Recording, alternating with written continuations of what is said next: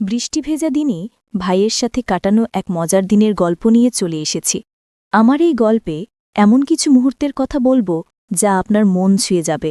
গল্পটি যদি আপনার ভালো লাগে তাহলে একটি লাইক দিয়ে আমার চ্যানেলটি সাবস্ক্রাইব করে আমার সাথে থাকুন। বন্ধুরা, আমার নাম রূপা। আমার বয়স এখন ৩১ বছর। প্রায় ৮ বছর হল আমার বিয়ে হয়েছে। কিন্তু আমার স্বামী তার কাজের জন্য বেশিরভাগ সময় শহরের বাইরে থাকেন, তাই বাড়িতে আসার সুযোগ খুব কম পান। আমার আত্মীয়স্বজন সবসময় বলেন যে আমি খুব হাসিখুশি আর প্রাণবন্ত একজন মানুষ, কারণ আমার হরিণের মতো চোখ আর সুন্দর হাসি দেখে যে কোনো মানুষের মন ভালো হয়ে যায়। তবে আমার স্বামীর কাছ থেকে আমি যতটুকু ভালোবাসা আশা করি ততটুকু পাই না। কাল আমার চাচাতো বোনের বিয়ে, তাই আমি একদিন আগেই সেখানে যাচ্ছি। রেডি হয়েছি, কিন্তু আমার স্বামী অফিসের কাজে ব্যস্ত থাকায় তিনি আমার সাথে যেতে পারলেন না, তাই আমি একাই যাচ্ছি। আমাকে বাসস্ট্যান্ডে নিতে আসছে আমার ছোট ভাই, যার নাম দীপ। সেদিন মুষলধারে বৃষ্টি হচ্ছিল আর বজ্রপাত হচ্ছিল। আমি বজ্রপাতের শব্দে খুব ভয় পেতাম। আমি বাসস্ট্যান্ডে পৌঁছালাম, দেখি যে আমি ছাতা আনতে ভুলে গেছি। সেই সময় খুব জোরে বৃষ্টি হচ্ছিল। আমার ভারী ব্যাগটা নিয়ে বাস থেকে নামতেই কিছুক্ষণের মধ্যে আমি পুরো ভিজে চুপচুপে হয়ে গেলাম। চারপাশে তাকিয়ে দেখলাম কোনো দোকানপাট খোলা নেই, আর তেমন লোকও নেই। আমার ছোট ভাই দীপ এখনও আসেনি আমাকে নিতে। আমি একটি ছোট বন্ধ দোকানের সামনে গিয়ে দাঁড়ালাম আর অপেক্ষা করতে লাগলাম। কিছুক্ষণ পর খুব জোরে বজ্রপাত শুরু হলো, আর আমি ভয় পেতে লাগলাম। তারপর দেখলাম যে বৃষ্টিতে ভিজতে ভিজতে আমার ছোট ভাই দীপ আসছে। সেও বাড়ি থেকে বেরোনোর সময় ছাতা নিতে ভুলে গেছে। দীপ এসে আমার পাশে দাঁড়ালো আর বলল, আপু, অনেক ভিজে গেছো দেখছি। বৃষ্টিতে ভিজে আমার জামাকাপড় সহ ব্যাগের সব জামাকাপড় ভিজে যাচ্ছিল। আমি খুব অস্বস্তিতে ছিলাম। দীপ জিজ্ঞেস করল, আপু, তুমি কি করে ভিজে গেলে? আমি বললাম, আর বলিস না, আমি ছাতা আনতে ভুলে গেছি, আর এখন দেখছি তুইও তো ছাতা নিসনি। দীপ বলল, হ্যাঁ, আমিও তাড়াতাড়ি বেরোতে গিয়ে ছাতা আনতে ভুলে গেছি। এরকম কথা বলতে বলতে আরও জোরে বৃষ্টি হতে লাগল, আর সাথে খুব জোরে বজ্রপাত শুরু হলো। ভয়ে আমি দোকানের পিছনে পিছিয়ে গেলাম। দীপ দেখল যে আমি আস্তে আস্তে ওর কাছ থেকে পিছিয়ে যাচ্ছি। বজ্রপাতের শব্দ আরও জোরে হতে লাগল। ভয়ে আমি হঠাৎ বসে পড়লাম। দীপ বলল, আপু, ভয় পেয়েছ বুঝি? চিন্তা করো না, আমি আছি। আমি বুঝলাম ও আমার জন্য চিন্তিত হয়ে পড়েছে। একটু পরে এমন জোরে বজ্রপাত হলো, আমি চিৎকার দিয়ে দোকানের খুঁটি শক্ত করে ধরলাম। কিছুক্ষণ পর বুঝতে পারলাম চিৎকার দেওয়ার জন্য ওই মুহূর্তেই দীপ চমকে গেছে। তারপর আমার ভাই বুঝতে পারল যে আমি খুব ভয় পাচ্ছি। তখন দীপ আরেকটু সাহস নিয়ে আমাকে শান্ত করার জন্য বলল, চলো একটা ভালো জায়গায় দাঁড়াই। বৃষ্টি থামার নামই নিচ্ছিল না। আমি ভয়ে ভাইয়ের হাত ধরে দাঁড়িয়েছিলাম। কিছুক্ষণ পরে আমাদের সামনে দিয়ে দুজন লোক পার হল। দীপ লোকগুলোকে দেখে আমার হাত ছেড়ে দিয়ে একটু দূরে দাঁড়াল। লোকগুলো চলে গেলে দীপ আবার আমার হাত ধরল, যেন আমি ভয় না পাই।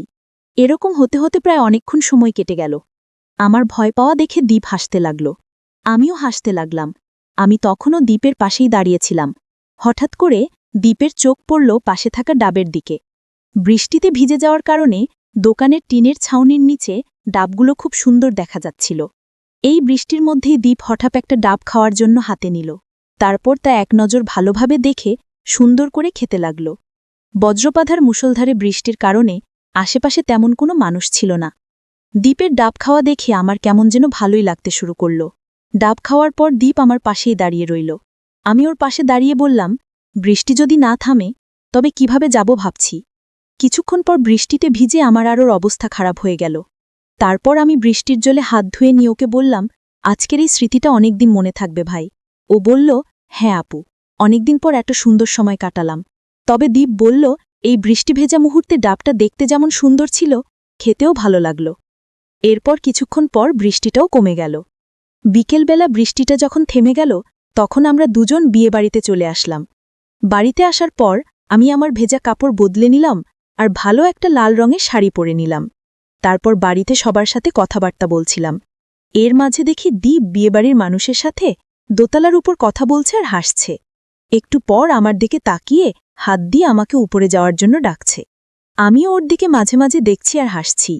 তখন আমার একজন বৌদি আমাকে বলল, রূপা, তুমি একটু দোতলায় গিয়ে রান্নাঘর থেকে 3টা প্লেট এনে দেবে? আমি বললাম, হ্যাঁ বৌদি, কোনো ব্যাপার না, আমি এক্ষুনি যাচ্ছি। আমি দোতলায় গেলাম আর দেখলাম যে দীপ সিঁড়ির কাছে দাঁড়িয়ে আছে। তো আমি ওকে জিজ্ঞেস করলাম, প্লেট কোন ঘরে রয়েছে? দীপ বলল, সামনে গিয়ে ৩ নম্বর ঘরটায় প্লেট রয়েছে।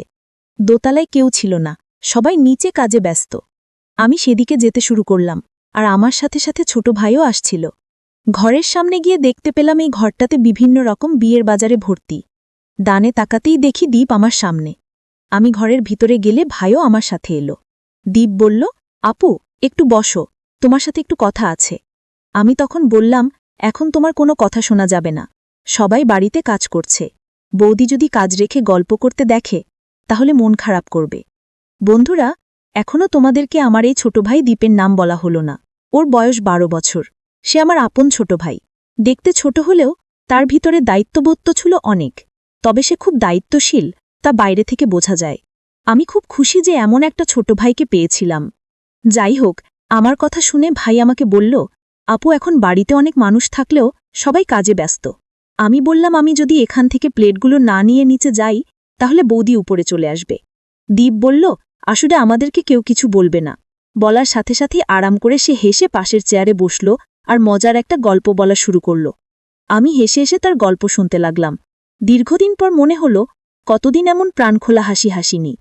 তারপর গল্প করতে করতে সে আমার কাছ থেকে একটা কমলা খেতে চাইল। আমিও তাকে একটা কমলা বের করে খেতে দিলাম। একটা কমলা খেয়ে সে আরেকটা খেতে চাইল। তাকে আরেকটা কমলাও খেতে দিলাম। সে কমলাগুলো মজা করে খেল। এরপর আরও কিছুক্ষণ গল্প করার পর আমি তাকে বললাম, অনেকদিন পরে তোমার মজা করে কমলা খাওয়া দেখে আমি এত মজা পেলাম, খুব ভালো লাগল। দীপ আমাকে বলল, আপু, কমলা খেতে আমার অসম্ভব ভালো লেগেছে, শুনে আমার খুব ভালো লাগল। আমি দীপকে বললাম, ভাই দীপ, এখন তুমি এখানে থাকো, নিচে অনেক কাজ আছে। তারপর রান্নাঘর থেকে প্লেটগুলো নিয়ে বৌদির কাছে যেতেই বৌদি আমাকে বলল, এত সময় লাগে নাকি প্লেট আনতে? আমি বললাম, না, মানে আমি সম্মুখের 2 ঘরে খুঁজে পাচ্ছিলাম না, তাই দেরি হলো। বৌদি বলল, ঠিক আছে, কোনো ব্যাপার না, এখন আমার সাথে একটু কাজ করো। তারপর আমি কাজ করতে শুরু করলাম। এরকম কাজ করতে করতে রাত হয়ে গেল। সবাই মিলে তখন খেতে বসেছে।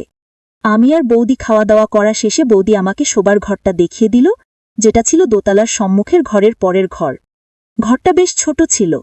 ঘরে একটি সিঙ্গেল বেড, আলমারি আর একটি ড্রেসিং টেবিল আছে। শোবার সময় আমি কাপড় বদল করলাম না, কারণ বাকি কাপড়গুলো বৃষ্টিতে তখনও ভিজে ছিল। তারপর দেখি দীপ আমার ঘরে এসে চারদিক আর ঘরের বাইরেটা দেখে নিল। আমার মনে হলো সে কি যেন খুঁজছিল। যখন কিছু দেখতে পেল না তখন ভাই পাশের চেয়ারে বসল। আপু, আমার কিছু খেতে ইচ্ছা করছে, যদি কিছু খেতে দিতে। আমি বুঝতে পারলাম দীপের তখন কমলা খেতে ভালো লেগেছে, তাই সে এখন আবার কমলা খেতে চায়। তারপর তাকে 2টি কমলা বের করে দিলাম। সে মজা করে খেল। ভাইয়ের কমলা খাওয়ার ভাব দেখে আমার খুবই ভালো লাগছিল। তারপর আমাকে বলল, বাইরে খুব বৃষ্টি হচ্ছে, তাড়াতাড়ি ঘুমিয়ে পড়ো। ওর এই কথা শুনে আমিও একটু হেসে বললাম, ঠিক আছে। এরপর দীপ চলে গেল। ছোট ভাই দীপ আর বড় দাদা একই ঘরে ঘুমোত। তারপর আমি ঘরের দরজার পর্দা নামিয়ে রেখে শুয়ে পড়লাম। রাতেও বেশ ভালো বৃষ্টি হচ্ছিল, কিন্তু মেঘ ছিল না, তাই আমি একটি চাদর ঢাকা দিয়ে নিলাম আর কিছুক্ষণের মধ্যেই আমি ঘুমিয়ে গেলাম। প্রায় মাঝরাত 2টার সময় আমার ঘুম ভাঙল বজ্রপাতের শব্দে। বজ্রপাতের শব্দ শুনে আমি একটা জোরে চিৎকার দিয়ে উঠেছিলাম। তখন আমি দেখতে পেলাম বাড়িতে লাইট নেই বৃষ্টির কারণে। তারপর আমার আর ঘুম পাচ্ছিল না, তাই আমি এক সাইড হয়ে ঘুরে শুয়ে থাকলাম আর ঘুমানোর চেষ্টা করছিলাম। কিছুক্ষণ পর আমি বুঝতে পারলাম কেউ যেন আমার ঘরের ভিতরে এলো। আমি বুঝতে পারলাম এটা আমার ভাই দীপ ছাড়া আর কেউ না। সে আমার চিৎকার শুনে দেখতে এসেছে, তাই আমি নির্ভয়ে শুয়ে আছি। তারপর ছোট ভাই দীপ আমাকে বলল, আপু, একা একা ভয় পাচ্ছ না তো?